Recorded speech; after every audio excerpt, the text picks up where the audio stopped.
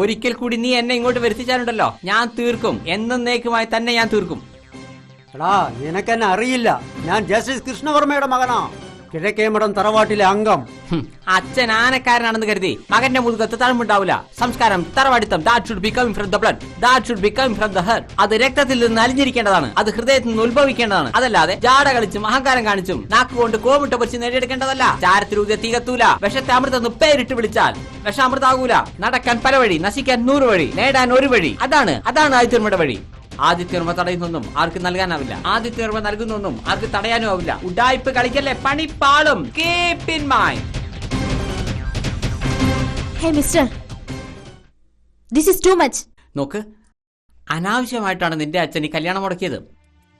എനിക്ക് ഭ്രാന്തില്ല. എന്നെ ചികിത്സിച്ച ഹോസ്പിറ്റലിൽ നീ നേരെ പോയി അന്വേഷിക്കേ. നാഷണൽ മെറിറ്റ് സ്കോളർഷിപ്പോടെയാണ് ഞാൻ പഠിച്ചത്. കേരള